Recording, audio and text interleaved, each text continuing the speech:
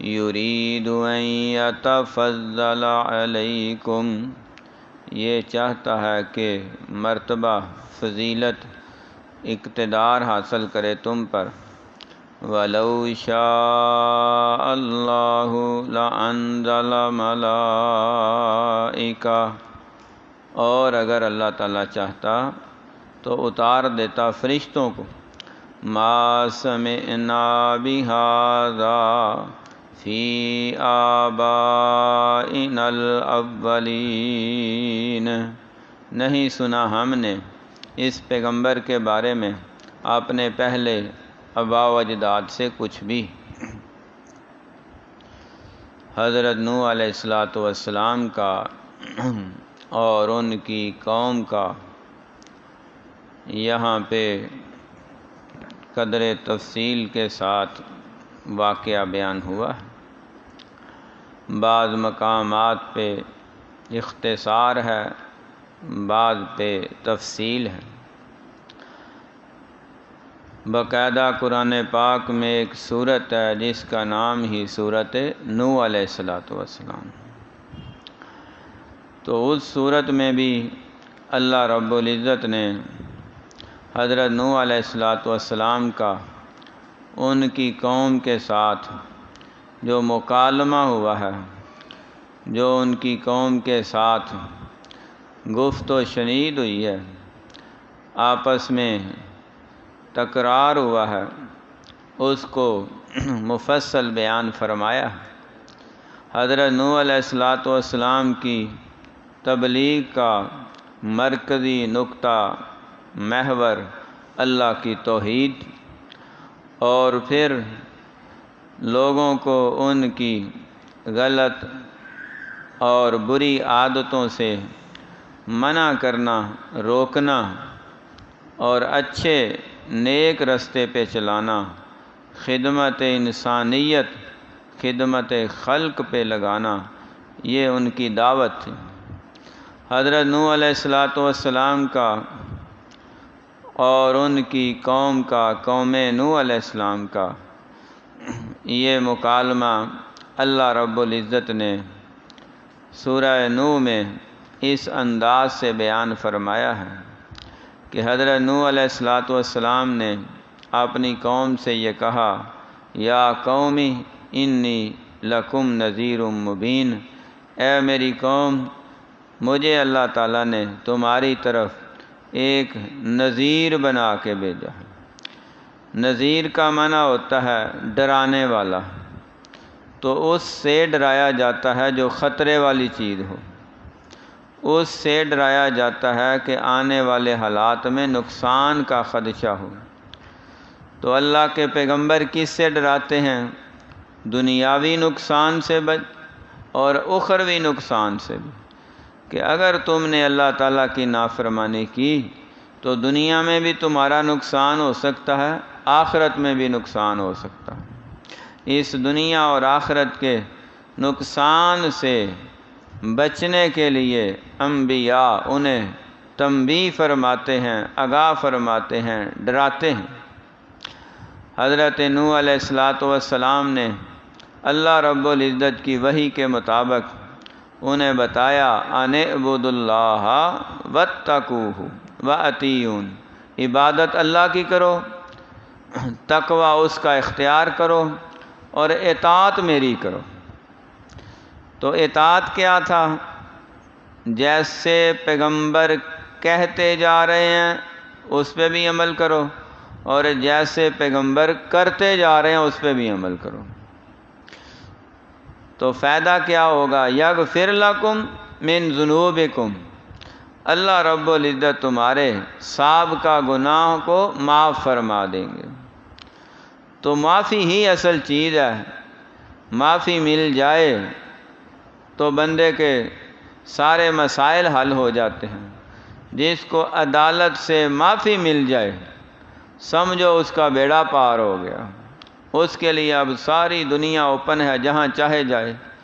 اور عدالت اگر کسی کو مجرم قرار دے کے ایک مقدمے، ایک کیس میں ہی سزا سنا دے، تو ساری دنیا بھی اکٹھی ہو جائے اس کو سزا سے نہیں بچا سکتے۔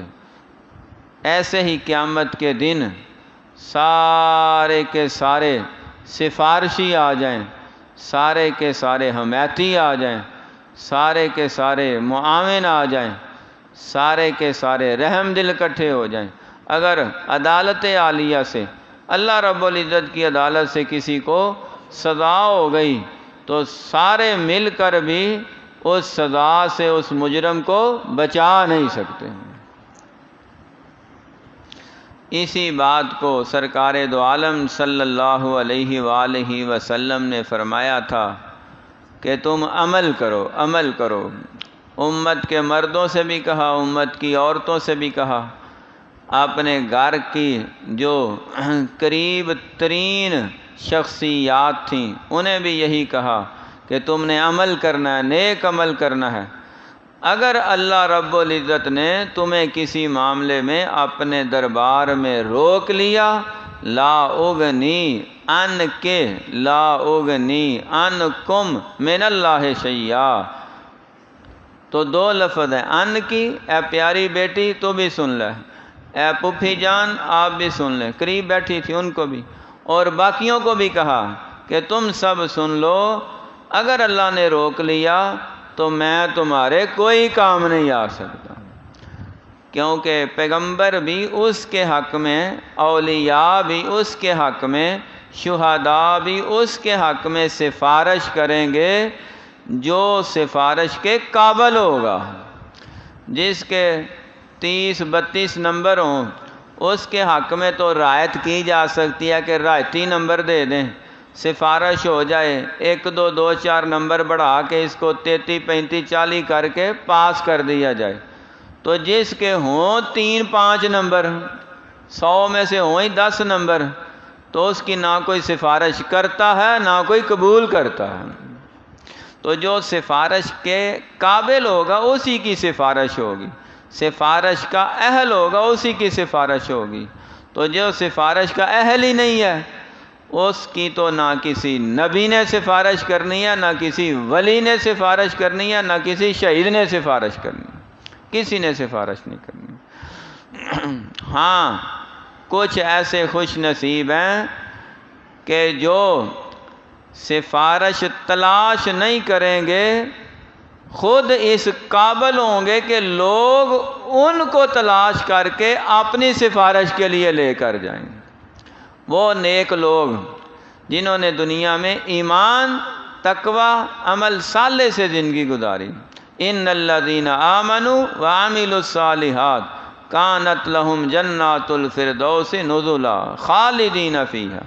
تو یہ وہ نیک اور برگزیدہ بندے ہیں جنہوں نے کسی بھی پیغمبر پر کسی بھی دور میں ایمان اور اعتقاد، یقین رکھا اور پھر ان کے کہنے پہ عمل کرتے رہے۔ عمل ہی تو بڑا مشکل ہے۔ کسی بھی ایک شخصیت کو اپنے لیے اسوہ حسنہ بنا کے ہر بات تسلیم کرنا، یہی تو مشکل ہے۔ یہ اپنے دلی جذبات کو، نفسانی خواہشات کو کچلنے والی بات ہے۔ مثال کے طور پہ اللہ رب العزت نے اولاد کے لیے ماں باپ کو اسوہ بنایا ہے کہ ماں باپ کا ہر حکم تم نے ماننا ہے، ان کی خدمت کرنی ہے، فرما برداری کرنی ہے، نافرمانی نہیں کرنی۔ ہاں اگر ماں باپ اللہ رسول کے خلاف کوئی کہہ دیں، تمہارے علم میں آ جائے، تو پھر ماں باپ کی بھی نہیں ماننی۔ دنیاوی معاملات میں ماں باپ کی ہی بات ماننی ہے۔ اب یہاں پہ اولاد کے لیے یہ بہت بڑی آزمائش ہے کہ وہ اپنی جوانی کی ساری خواہشات کی گٹھری بنا کے سارے امنگ ترنگ اور جذبات کو ماں باپ کے قدموں میں رکھ دے۔ کس قدر مشکل ہے۔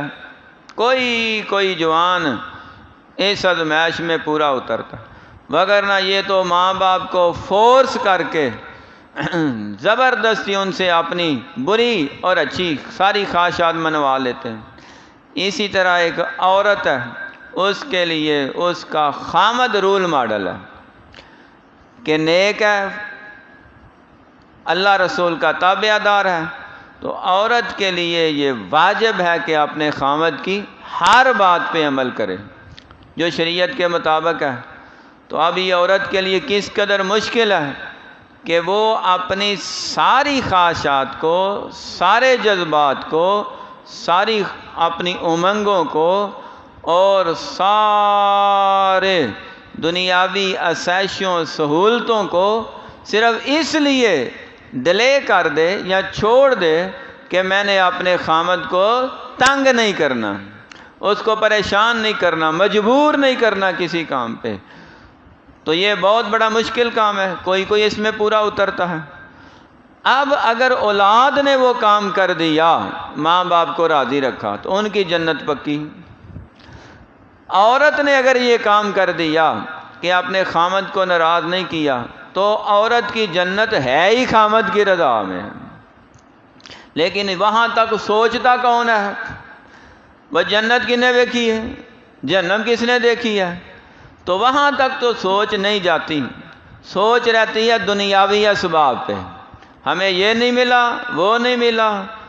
انہی باتوں کو سمجھانے کے لیے، آگاہ کرنے کے لیے تو انبیاء نے یہ ہر دور میں اپنی قوم کو بتایا کہ جس طرح اولاد کے لیے ماں باپ وہ حرف آخر ہیں، بیوی کے لیے خامد حرف آخر ہے، اسی لیے ہر ماں باپ کے لیے اللہ رسول کی بات حرف آخر ہے، ہر شوہر کے لیے اللہ رسول کی بات حرف آخر ہے۔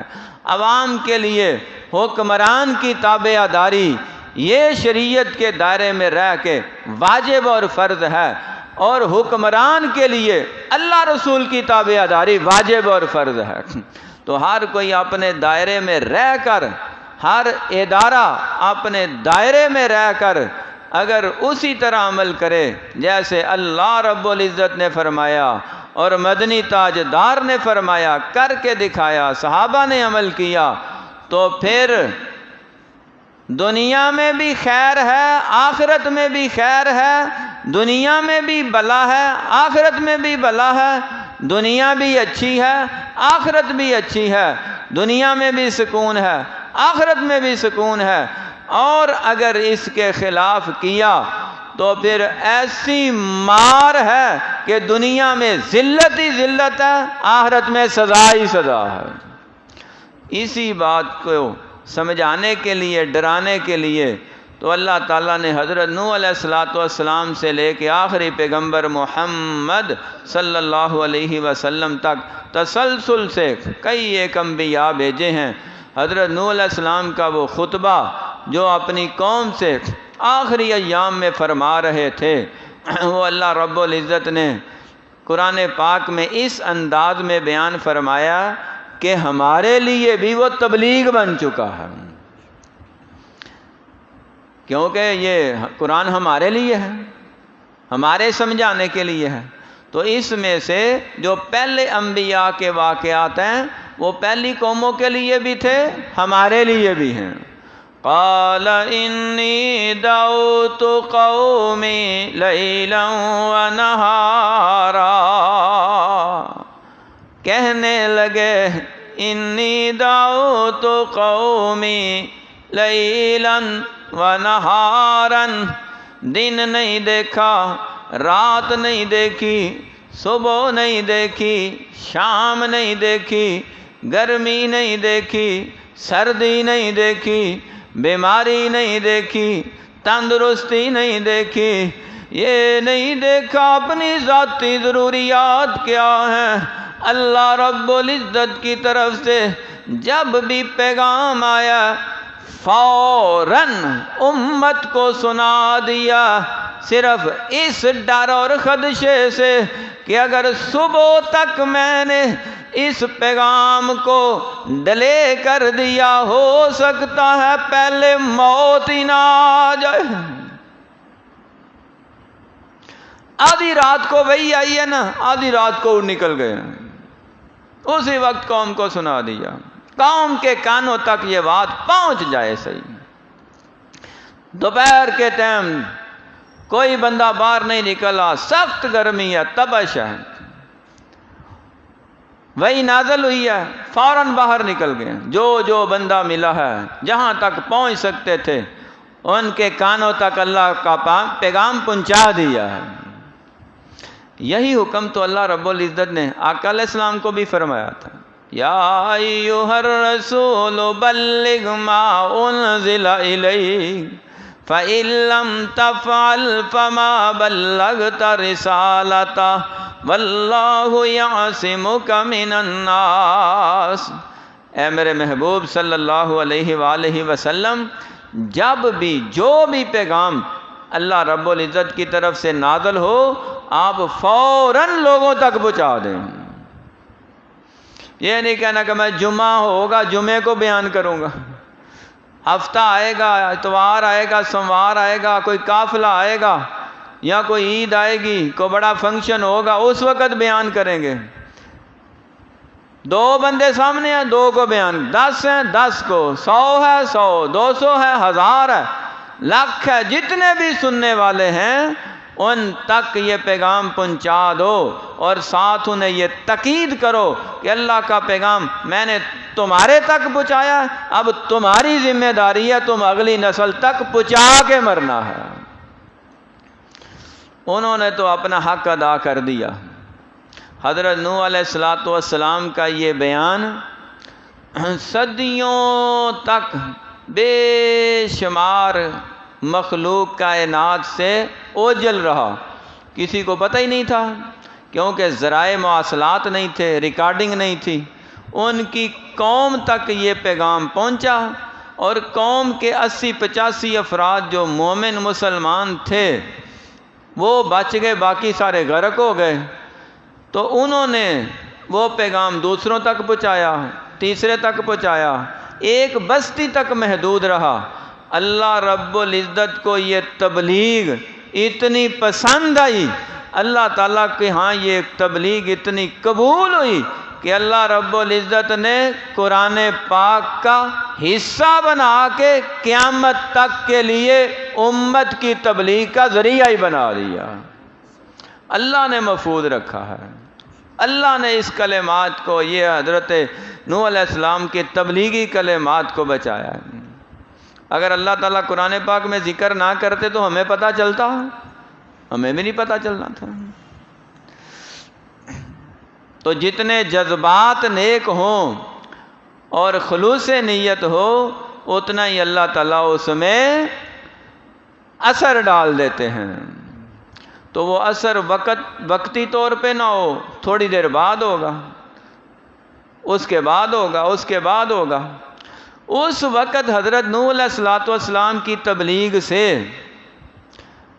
85-86 بندے مسلمان ہوئے ہیں، تو وہ تو چلے گئے اپنا فریضہ ادا کر کے، لیکن آج بھی حضرت نوح علیہ السلام کے یہ خطبات پڑھ کے ہم ہدایت پا رہے ہیں۔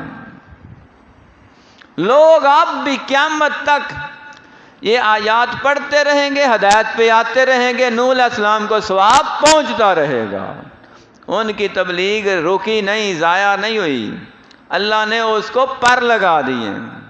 تو دن کو بھی تبلیغ کی، رات کو بھی تبلیغ کی، صبح بھی شام بھی، لیکن قوم کے لوگ اتنے بدبخت تھے کہ وہ کیا کرتے، وہ ایسے اپنے کپڑے چادریں جیسے گرمی میں لیتے ہیں تو ایسے لپاٹ کے کانوں کو بند کر کے ایسے گزر جاتے جیسے سنا ہی نہیں ہے۔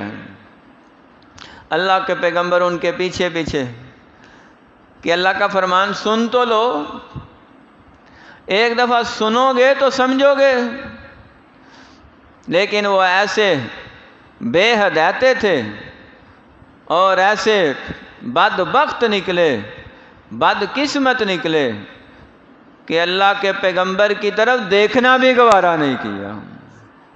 حالانکہ انبیاء کی زیارت بھی ثواب ہے۔ جو صحابہ بنتے ہیں ان کی خوبی یہ ہوتی ہے کہ ساتھ کلمہ بھی پڑھتے ہیں، ساتھ پیغمبر کا دیدار بھی کرتے ہیں۔ محبت سے، ایمان سے۔ تو حضرت نوح علیہ الصلوۃ والسلام کی طرف انہوں نے دیکھنا بھی گوارا نہیں کیا، بات سننا تو درکنار، حالانکہ حضرت نوح علیہ السلام ان کو آوازیں دے رہے ہیں، بلا رہے ہیں، سمجھا رہے ہیں، سنا رہے ہیں، فائدے گنوا رہے ہیں کہ اگر تم اللہ تعالیٰ کی توحید پہ آ جاؤ، شرک و بدعت چھوڑ دو اور یہ سارے رسم و رواج ترک کر دو تو اللہ تعالیٰ تمہیں انعام دیں گے۔ ایک ایک کر کے گنوا رہے ہیں۔ فَقُلْتُ اسْتَغْفِرُوا رَبَّكُمْ إِنَّهُ كَانَ غَفَّارًا،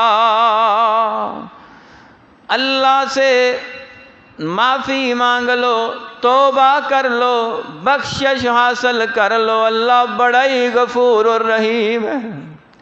غفار یہ مبالغے کا صیغہ ہے، اللہ تعالیٰ بہت جلد بہت بڑی خلقت کو ہمیشہ کے لیے معاف ہی کر دینے والا ہے، یہ اللہ کی صفت ہے۔ لیکن اللہ تعالیٰ کی طرف کوئی آئے تو صحیح۔ حضرت یونس علیہ الصلوۃ والسلام کی قوم 1,00,000 سے زیادہ تھی، اتنی بڑی خلقت نے ایک دن میں معافی مانگی، اللہ نے سب کو ہی معاف کر دیا اور ہمیشہ کے لیے معاف کر دیا۔ اللہ تعالیٰ غفار بھی ہے، غفور بھی ہے، رحیم بھی ہے، کریم بھی ہے، مہربان ہے، لیکن اللہ رب العزت کی طرف انسان جاتا ہی نہیں ہے، وہ لپکتا ہی نہیں، وہ اپنی ہی دنیاوی مصروفیات کی اس کو من کے ری میں پھنسا ہوا ہے۔ اللہ رب العزت تو آوازیں دے رہے ہیں، حل من مستغفر حل من مستشفین حل من مسترزق، ہے کوئی مجھ سے شفا مانگنے والا، ہے کوئی مجھ سے رزق مانگنے والا، ہے کوئی مجھ سے گناہوں کی معافی مانگنے والا، لیکن بندہ ہے کہ سویا ہوا ہے۔ اللہ کی طرف سے آوازیں آ رہی ہیں، ہم تو مائل بکرم ہیں، کوئی سائل ہی نہیں، راہ دکھلائیں کسے، کوئی راہ روے منزل ہی نہیں۔ اللہ رب العزت کی رحمت آوازیں دے رہی ہے، بندہ غافل سویا سویا فجر بھی ضائع ہو گئی ہے، رحمت رب کی طرف سے آ کے واپس بھی چلی گئی اور اس کی نیند ہی نہیں پوری ہو رہی۔ اللہ، کب اس غفلت سے جاگیں گے، کب بیدار ہوں گے؟ کوئی نئی دنیا آئے گی، کوئی نئی جوانی ملے گی، کوئی حالات اور کروٹ لیں گے۔ اگر ہم اپنی ذاتی زندگی کو نہیں بدل سکتے تو اجتماعی اور قومی زندگی کیسے بدل سکتی؟ ہم اپنے گھر کو نہیں بدل سکتے تو یہ پورا ملک کیسے بدل سکتا ہے؟ ہم اپنے کاروبار میں حرام کو اور شک کو اور رزق حرام کو دفع دور نہیں کر سکتے تو رزق حلال پوری قوم کیسے کھا سکتی؟ ہر بندہ اپنے گریبان میں جھانک کر یہ تلاش کرے کہاں کہاں کمزوریاں ہیں، کہاں کہاں سستیاں ہیں، کہاں کہاں نافرمانیاں ہیں، ایک دن رات میں ترک کرنے کا عزم وہ کر لے، اللہ کی رحمت کے سارے دروازے کھل جائیں گے۔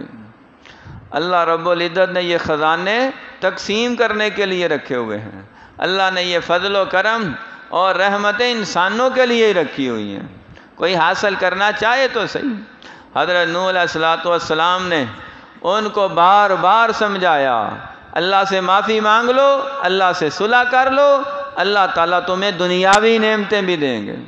یرسل السماء علیکم مدرارا ویمددکم باموال وبنین ویجعل لکم جنات ویجعل لکم انہارا، اللہ رب العزت فصلیں بھی بہت زیادہ کر دیں گے، پھل پھول بھی لگا دیں گے، آل اولاد میں بھی اضافہ ہوگا، بارشیں بھی بر وقت ہوں گی، موقع پہ ہوں گی، فائدہ مند ہوں گی، اجناس بھی لگیں گی، نعمتیں بھی ملیں گی، رحمتیں بھی ملیں گی، فضل و کرم بھی ہوگا، اللہ کی رضا بھی حاصل ہوگی۔ اتنے زیادہ فوائد سننے کے باوجود بھی قوم ٹس سے مس نہیں ہو رہی، عذر بہانہ کیا پیش کر رہے ہیں؟ صاف کہہ رہے ہیں جی آپ تو اللہ کے نبی ہے ہی نہیں، لگتے ہی نہیں۔ اللہ استغفر اللہ، کیوں انکار کر رہے ہو؟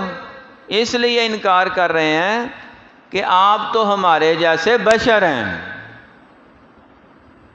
ہماری سمجھ سے باہر ہیں۔ ما ھذا الا بشر مثلکم، ایک دوسرے سے کہتے کہ اس نوح علیہ السلام کی بات نہیں سننی کیونکہ یہ تو تمہارے جیسا بشر ہے۔ اگر اللہ تعالیٰ نے کوئی پیغمبر بنانا ہوتا تو اللہ رب العزت آسمان سے کوئی فرشتہ نازل کرتا۔ اب یہ خیالات کن کے ہیں؟ اہل شرک کے۔ یہ خیالات کس کے ہیں؟ مشرک کے۔ یہ خیالات کس کے ہیں؟ بے ہدایتے کے۔ یہ خیالات کس کے ہیں؟ بد عقیدہ لوگوں کے، کہ بشر تو پیغمبر ہو ہی نہیں سکتا، پیغمبر تو ہونا چاہیے کوئی فرشتہ، کوئی نوری ہونا چاہیے، آسمان سے اترے، زمین سے پیدا ہونے والا انسانوں کی اولاد، یہ تو نبی نہیں ہو سکتا، ہماری سمجھ سے باہر ہے۔ یہ عذر بنا کے انہوں نے انکار کر دیا۔ اللہ اکبر۔ حالات و واقعات اور مختلف ادوار کے گزرنے سے اس وقت بھی لوگ ایسے ہی عذر بہانے بنا کے نبیوں کا انکار کر رہے ہیں، حالانکہ بشر ہونا نبی کی شان کو کم نہیں کرتا بلکہ بشر کی شان کو زیادہ کرتا ہے۔ انسان کو ساری کائنات پہ، ساری مخلوقات پہ جو سب سے زیادہ اشرف المخلوقات ہے، فضیلت مرتبہ ہے اس وجہ سے ہے کہ انسانوں میں، بشریت میں اللہ نے انبیاء پیدا فرمائے۔ جنوں میں کوئی پیغمبر نہیں، فرشتوں میں کوئی نبی نہیں، انسانوں کو شرف ملا ہے، عزت ملی ہے، مرتبہ ملا ہے، مقام ملا ہے، برتری ملی ہے، بلندی ملی ہے، رفعت ملی ہے، فرشتوں سے بھی زیادہ شان اور مرتبہ ملا ہے، جنات سے بھی زیادہ فضائل اور مناقب ملے ہیں۔ اس کی وجہ یہی ہے کہ سارے نبی بشر ہوئے ہیں، آدم علیہ السلام کی اولاد سے ہوئے ہیں۔ فرشتہ مجھ کو کہنے سے میری تحقیر ہوتی ہے، میں مسجود ملائکہ ہوں، مجھے انسان ہی رہنے دو۔ شاعر کہتا ہے فرشتے تو آدم علیہ السلام کی عظمت کو سلام کر رہے ہیں، ان کی امامت میں سجدہ ریز ہیں، تو وہ تو آدم علیہ السلام کو اپنا امام تسلیم کر رہے ہیں، اللہ کا خلیفہ مان رہے ہیں۔ فرشتے سارے نبیوں کے مقتدی بنے ہوئے ہیں، اور تم نبیوں کو بشریت سے نکال کے فرشتے بنا رہے ہو، نوری بنا رہے ہو، یا دو قدم آگے بڑھ کے اللہ کے نور کا حصہ بنا کے نور من نور اللہ بنایا جاتا ہے۔ یہ اس سے بھی بڑا مجرم ہے، یہ اس سے بھی بڑا جرم ہے جو یہ کہیں کہ نبی فرشتے ہونے چاہیے، وہ بھی جرم، اللہ کے فیصلے کے خلاف کہہ رہے ہیں۔ اور جو یہ کہیں کہ نبی اللہ کے نور کا حصہ ہیں، وہ ان سے بھی بڑے مجرم ہیں، کیونکہ اللہ کا کوئی حصہ ہے ہی نہیں ہے۔ وہ لم یلد ولم یولد آیت کا صاف انکار کر رہے ہیں۔ جو اللہ کی آیتوں کا انکار کرے وہ بڑا مجرم ہوتا ہے، کبیرہ گناہ کا مرتکب ہے۔ اللہ کا کوئی بھی حصہ نہیں ہے، انبیاء بشر ہیں، اور اسی وجہ سے اللہ نے بشریت میں نبی بنائے کہ انسانوں کو ان کے اعمال سمجھانے کے لیے انسان ہی ہونا چاہیے تھا۔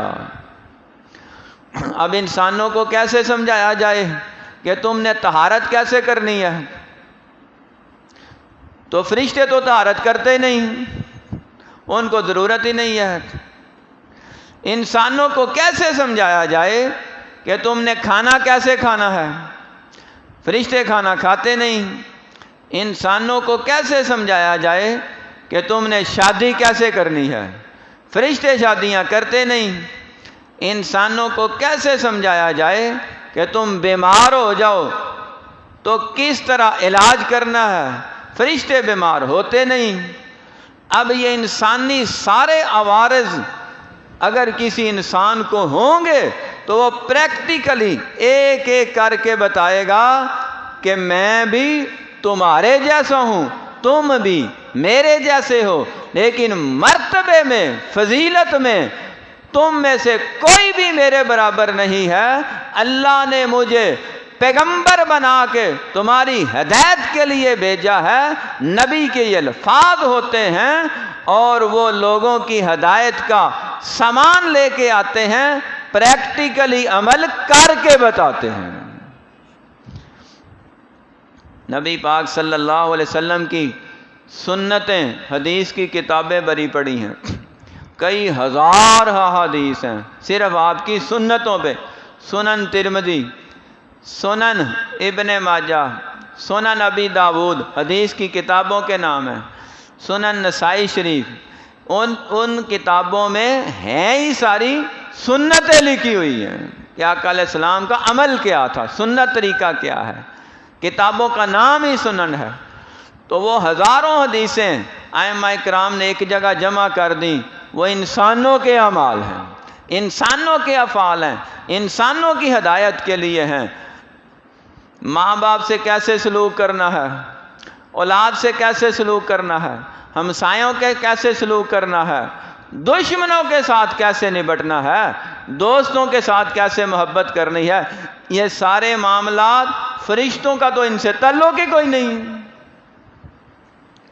انسانوں کے لیے انسان ہی پیغمبر چاہے، انسان ہی ہادی اور مہدی چاہیے تھا، انسان ہی ریفارمر چاہیے تھا، انسان ہی قائد چاہیے تھا، انسان ہی لیڈر چاہیے تھا، انسان ہی ان کو سمجھانے کے لیے پیغمبر ہونا چاہیے تھا۔ اور جو اللہ کے فیصلے پہ اعتراض کرتا ہے اس کا یہ جرم انسانوں کے ساتھ نہیں ہے، اللہ رب العزت کی ذات کے ساتھ اعتراض کرنے والا وہ اللہ کو کیا منہ دکھائے گا، کیا جواب دے گا؟ ابھی دنیا ہے، وقت ہے، اپنے بد عقائد سے، قرآن کے مخالف عقیدے سے توبہ کرنی چاہیے، کیونکہ نور من نور اللہ کا عقیدہ شرکیہ عقیدہ ہے، اور یہ شرک اگر بغیر توبہ کے مر گیا تو اس کو لے ڈوبے گا، قبر میں بھی، حشر میں بھی، جہنم میں بھی، شرک کی معافی نہیں ہے۔ حضرت نوح علیہ السلام کے جو انہوں نے اعتراض کیے وہ ایک مشرکانہ اعتراضات تھے۔ حضرت نوح علیہ السلام بھی اللہ کے پیغمبر ہیں، بشر ہیں، آدم علیہ السلام کی اولاد ہیں، ان کو تاریخ میں آدم ثانی کہا گیا ہے۔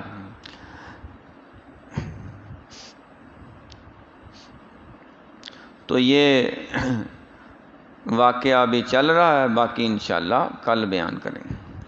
فَقَالَ الْمَلَأُ الَّذِينَ كَفَرُوا، بس کہا ان سرداروں نے جنہوں نے کفر کیا آپ کی قوم میں سے، مَا هَذَا إِلَّا بَشَرٌ مِثْلُكُمْ،